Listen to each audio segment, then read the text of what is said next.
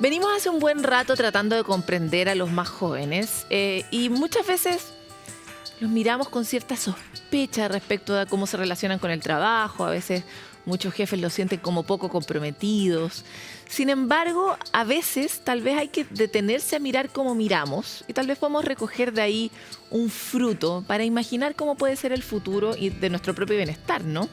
Hoy queremos hablar de un concepto que ha empezado a surgir a propósito de un artículo en la revista Fortune, que es la idea de la ambición silenciosa.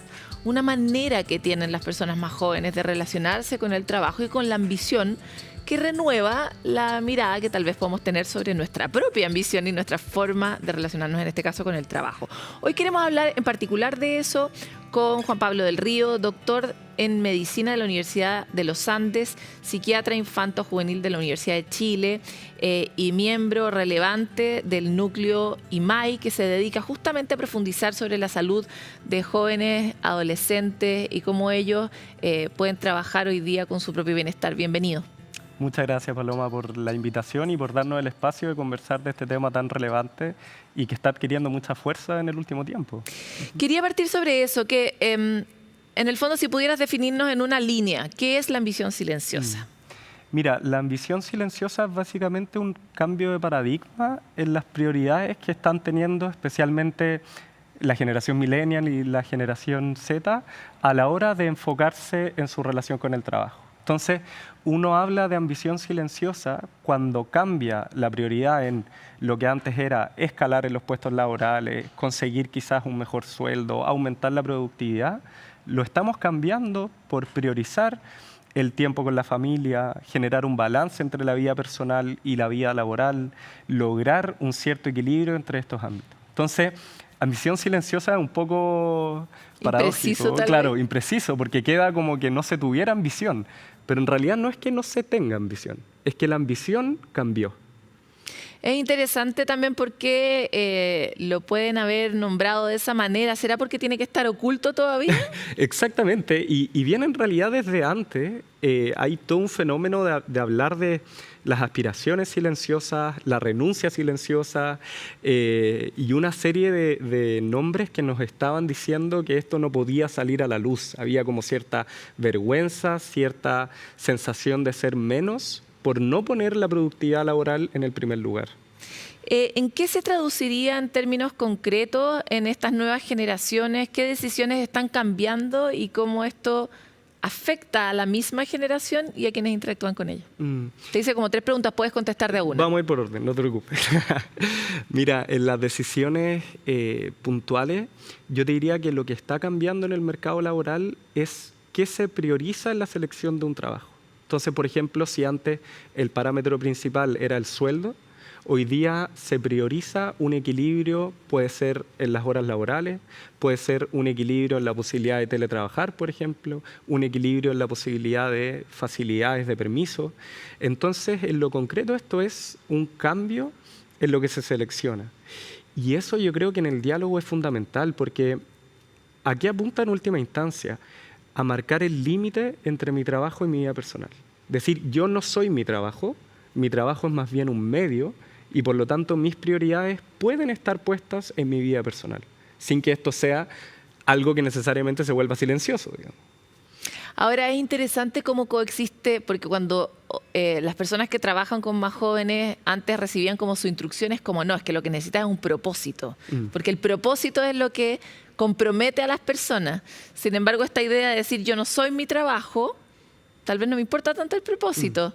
Entonces, ¿cómo ves tú que esas cosas coexisten en esta población específica de jóvenes y adolescentes? Yo pienso que esa es la trampa de llamarle ambición silenciosa, porque suena como que la ambición se fue y el propósito se fue, cuando en realidad lo importante de esto es que hay un cambio en el propósito, en el sentido de que si bien mi propósito ya no es, por ejemplo, escalar en la empresa, mi propósito se puede volver tener una vida familiar más rica, o pasar más tiempo en la crianza de mis hijos e hijas, o pasar más tiempo haciendo algún hobby o algo que me llene. Entonces, yo no creo que hay que pensar en una pérdida del propósito, sino más bien en un cambio. Y esa es la clave. Hay un cambio de paradigma en el propósito, en la relación laboral.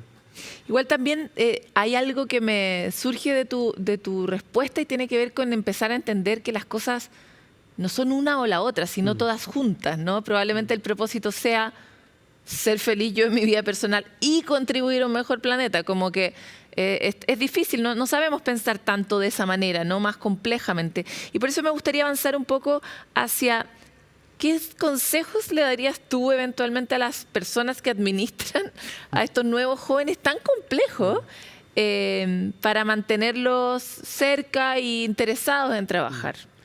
Claro, yo creo que eso que dices tú, los jóvenes complejos, es como la gran imagen que hay, digamos. Llegaron los millennials, la generación Z, a quejarse, a decir que no quieren trabajar, que son unos flojos. Pero en realidad yo creo que lo importante es aprender de esa posibilidad de repensar mi relación laboral, de repensar mi puesto en el trabajo. Entonces, no tiene tanto que ver con pensar en alguien que se está incorporando y que no quiere trabajar, sino más bien con aprender de a mirar desde ese lugar. Exactamente, exactamente. Y de que puede haber la posibilidad de un equilibrio. Y de que ese equilibrio es posible. Ahora, como dices tú, esto es variable. Y en el fondo no estamos diciendo que todas las personas vayan a tener la misma ambición. Es muy legítimo que alguien quiera crecer en su trabajo.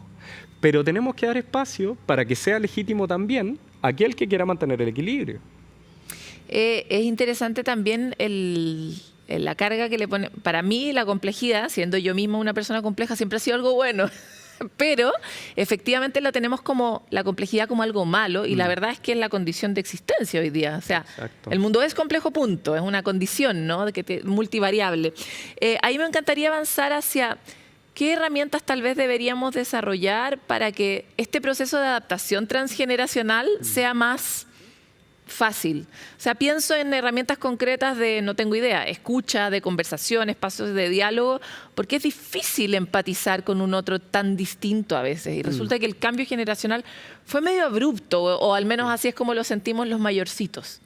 Y yo creo que ahí también hay un tema que no podemos soslayar, que es que venimos saliendo de la pandemia y es una lata tener que seguir diciéndolo, pero la pandemia nos pero obligó, esa cola va a ser larguísima en el tiempo, ¿no? Y nos obligó a replantearnos muchas cosas, porque trabajábamos desde la casa, entonces teníamos que forzar la distinción entre mi vida personal y mi vida laboral. Y ahí yo creo que entendiéndolo desde ese quiebre, desde lo concreto, uno tiene que recomendar la apertura al diálogo. Y desde el punto de vista de personas que están en cargos de liderazgo, abrirse a que haya la posibilidad de encontrar un equilibrio y que la ambición no sea solamente llegar a una gerencia. Oye, y para cerrar me encantaría preguntarte, retomando mi introducción, ¿no? ¿Qué tenemos que aprender nosotros de las nuevas conciencias y de las nuevas necesidades de aquellos que van a gobernar el mundo en los próximos años? Mira, yo creo que nos pone ante dos situaciones de encrucijada, diría yo. Porque primero, si yo hablo de un equilibrio entre la vida laboral y la vida personal, me obliga a cuestionarme mi vida personal. Porque entonces digo, al parecer no soy solo mi trabajo, ¿qué estoy siendo además de mi trabajo? Y eso creo que es un regalo al final. Es un regalo, pero es también un desafío. Durísimo. Porque me lo tengo que plantear y tengo que abrirme a la posibilidad de que tenga que crecer en ese espacio personal. Claro. Y por lo tanto yo te diría que la encrucijada a la que nos pone es por un lado esa y por otro la esperanza o la convicción de que el equilibrio es posible. O sea, durante mucho tiempo se pensó que si uno no se dedicaba, no entregaba su vida entera al trabajo, iba a ser una persona fracasada, iba a ser una persona sin éxito. Sin embargo, el segundo gran planteamiento que nos hace esta generación y esta ambición silenciosa es esa, que tener un equilibrio entre salud mental y vida laboral es posible. Ambición expuesta vamos a tener que renombrarla, sí, ambición abierta, ambición salida, no sé. No más silenciosa, por favor. Hay algo que rebautizar. Muchas gracias por esta conversación, Juan Pablo. Muchas gracias, Paloma.